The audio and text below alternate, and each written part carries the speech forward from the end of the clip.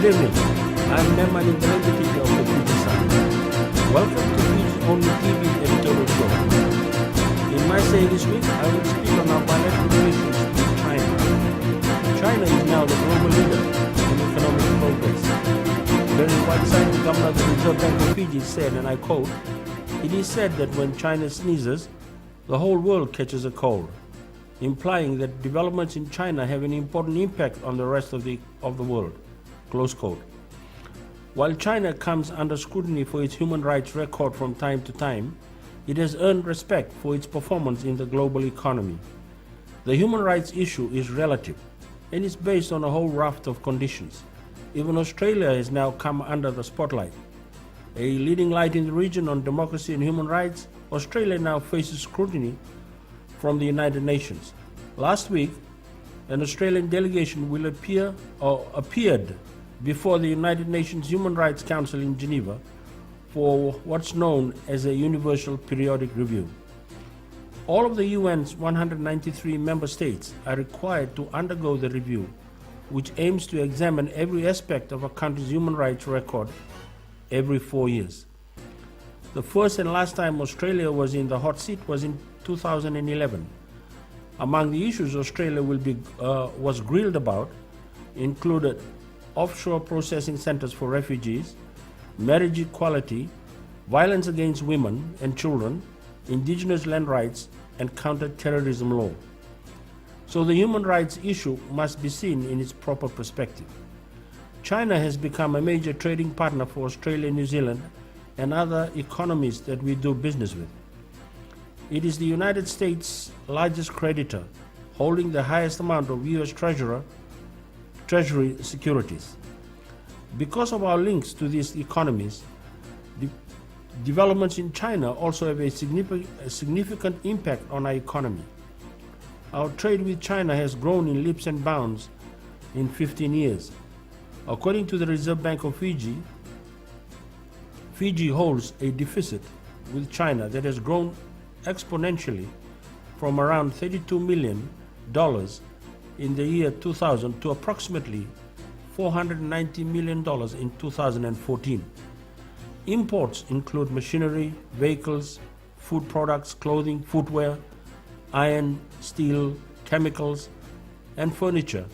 They have risen steadily from $34 million to $624 million. Similarly, our exports to China, which include mostly raw materials, wood chips, fish, tuna, seaweed, mineral water, and vegetable products, have also gained traction, especially with inclusion of bauxite exports in 2012. Our export earnings have increased from a mere $1.3 million to around $135 million over the last 15 years. Mr. Whiteside says while we recognize the immense trade opportunities Fiji has with China, we're often constrained by the supply capacity of our industries to meet the large demand from China. He says our focus must be to target China's high-end niche markets for diverse products that include mushrooms, quality ginger and ginger products, seafood, including seaweed, slim and beauty products. In tourism, numbers and earnings from Chinese visitors to Fiji have grown steadily over the last 6 years. From just 4,000 in 2009, Chinese visitor numbers increased to 28,000 in 2014, a 7-fold increase. They've already surpassed 30,000 this year and were more than 47% higher than the corresponding first 9 months of 2014. Projections for 2016 and beyond look positive and promising. China has become a major investment partner in Fijian development projects, including roads and hydroelectric projects. More and more of our people have been traveling to China to receive training in various fields. The increasing people-to-people contact between the two countries underscores the various progress they have achieved in the last 40 years of bilateral relations. China has declared its commitment to support Fiji in its climate change campaign, as the Prime Minister Voreqe Bainimarama is about to head to Paris for the COP21, the United Nations Climate Conference.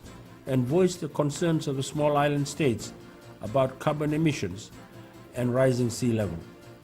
China is doing more than other rich industrialized countries to cut its carbon emissions and has promised to do more. There are so many economic benefits that Fiji can potentially get from the relations with China. Our foreign affairs policy endorsement of the non-aligned movement has helped in building our international friends and allies. China is at the top of the list of our close friends.